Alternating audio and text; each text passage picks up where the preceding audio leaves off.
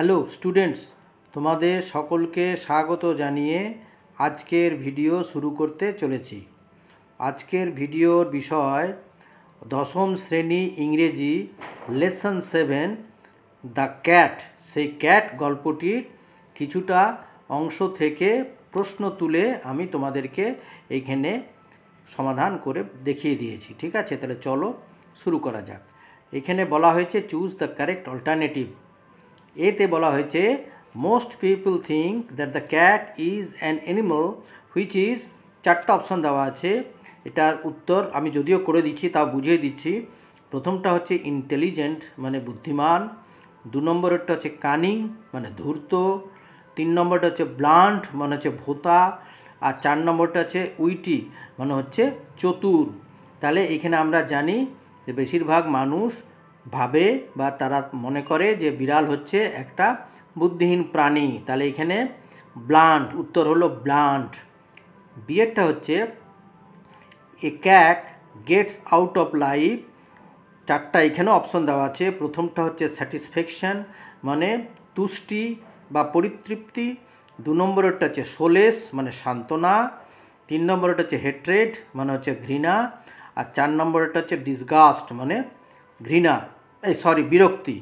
ঠিক আছে, তাহলে এইখানে কোনটা হচ্ছে এ cat Gates out of life, পরিতৃপ্তি। তাহলে উত্তর হলো স্যাটিসফ্যাকশন। নাম্বার সি আছে most people think that the cat does not care for anything but. বেশিরভাগ মানুষ ভাবে মনে করে যে বিড়াল এগুলো ছাড়া এনিথিং বাট, কেয়ার ফর মানে মনোযোগী হওয়া, তাহলে এই দুটো ছাড়া, এনিথিং ফর মানে কোনো দুটো ছাড়া, জিনিসগুলো ছাড়া সে আর কোনো দিকে মন দেয় না বা মনোযোগী নয়। তাহলে কী কী জিনিস?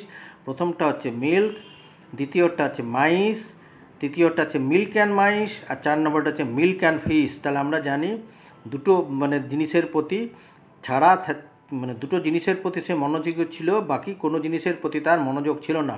সে দুটো জিনিস কী কী না, দুধ এবং ইঁদুর। আচ্ছা, তাহলে এখানে মিল্ক অ্যান্ড মাইস। আর ডি নম্বর হচ্ছে the cat is fond of. এইখানেও 4টা অপশন আছে। প্রথমটা হচ্ছে ইজ মানে আরাম, 2 নম্বর হচ্ছে কেয়ার মানে যত্ন, অ্যাটেনশন মানে মনোযোগ, আর লেজিনেস মানে অলসতা। তাহলে এখানে ক্যাট ইজ ফন্ড অফ কি, আরাম প্রিয় ছিল, তাহলে cat is fond of is. আর ইয়েটা হচ্ছে দ্য ক্যাট হ্যাজ, বিড়ালের আছে কি কি না গ্রেট অ্যাথলেটিক স্কিল, তা ক্রীড়া কৌশল, আর দ্বিতীয় নম্বর হচ্ছে নাইস পোশ্চার্স মানে সুন্দর দেহ সৌষ্ঠব বা গঠন, আর 3 নম্বরে হচ্ছে গ্রেট আইসাইট প্রখর দৃষ্টিশক্তি, আর নাম্বার 4 আছে no athletic skills at all.